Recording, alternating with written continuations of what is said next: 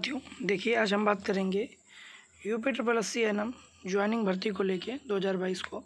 देखिए, UP triple SC ने एक एग्ज़ाम कराया था एनएम का, और उसके रिज़ल्ट को लेके हम यहाँ बात करेंगे। उसका प्रोविजनल रिज़ल्ट, जिसके बारे में सभी परेशान हैं, और कोर्ट केस को लेके बहुत सारे लोग परेशान हैं कि सर आखिर कोर्ट केस में क्या होगा क्या नहीं होगा, तो उस पर हम बात करेंगे। देखिए, सबसे पहले मैं बताना चाहूँगा आप सभी को, देखिए जो हमारा पेपर हुआ था यूपी ट्रिपल एससी एनएम का, तो इसमें मैं आपको बता दूं, ये जो पेपर हुआ था और इसका रिज़ल्ट आने में बड़ा डिले हो गया था। फिर इसका रिज़ल्ट आया, और रिज़ल्ट इसका काफ़ी समय के बाद आया था।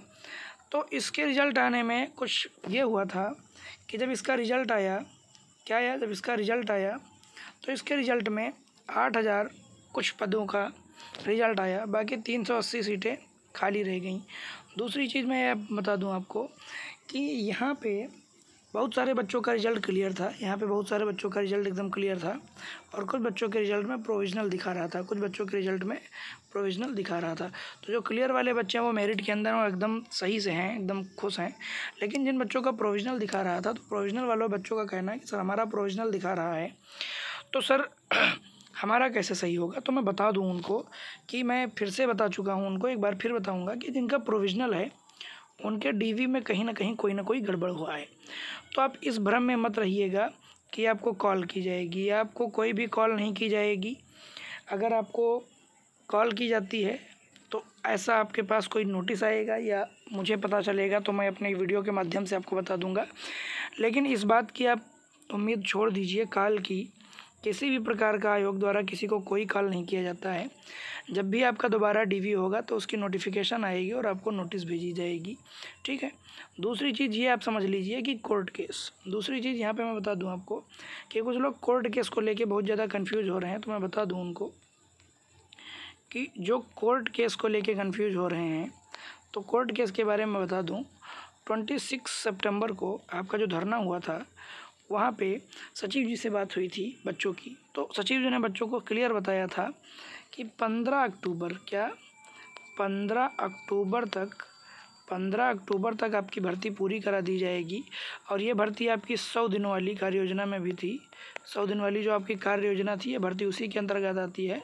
और सबसे इम्पॉर्टेंट चीज़ ये है कि यूपी ट्रिपल एससी की ये पहली भर्ती है, यूपी ट्रिपल एससी की ऐसी पहली भर्ती है जिसमें पेट लिया गया है। मैं बता दूं कि पेट के अंतर्गत होने वाली ये पहली भर्ती है, पेट के अंतर्गत होने वाली ये पहली भर्ती है यूपी ट्रिपल एससी की, जो यहाँ पर पूरी हो रही है।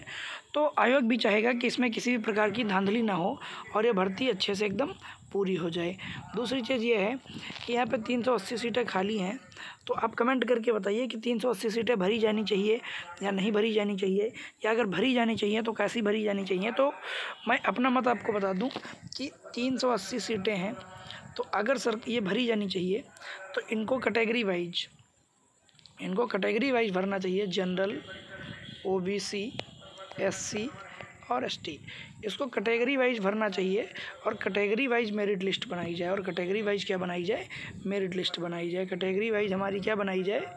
Merit list. Category wise merit list हमारी यहाँ पे तैयार की जाए, और फिर बच्चों को उसमें किया जाए, ताकि किसी प्रकार की यहाँ पे धांधली ना हो, आप अपना कमेंट करके बताइएगा, आप अपना कमेंट करके बताइएगा कि आपके अनुसार भर्ती किस हिसाब से होनी चाहिए, 380 सीटों की भर्ती।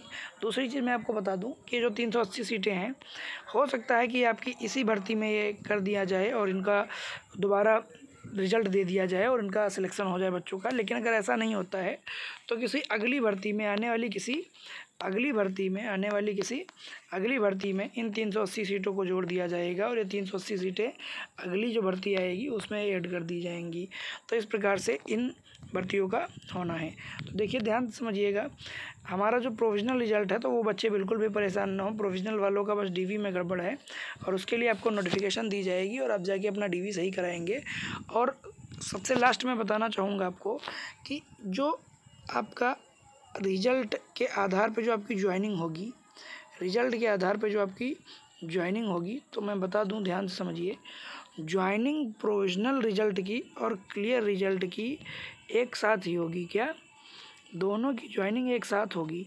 तो जिनका प्रोविज़नल है वो बिल्कुल परेशान ना हो, उनका बिल्कुल क्लियर हो जाएगा तभी ज्वाइनिंग होगी, अदरवाइज ज्वाइनिंग नहीं होगी। तो प्रोविज़नल का और क्लियर का ज्वाइनिंग एक साथ होगी।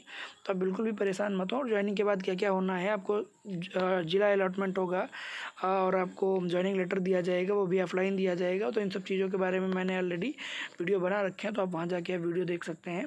और ऐसे ही वीडियो देखने के लिए हमारे साथ समय पे जुड़े रहें और समय समय पे हम आपको अपडेट देते रहेंगे। Thank you everyone.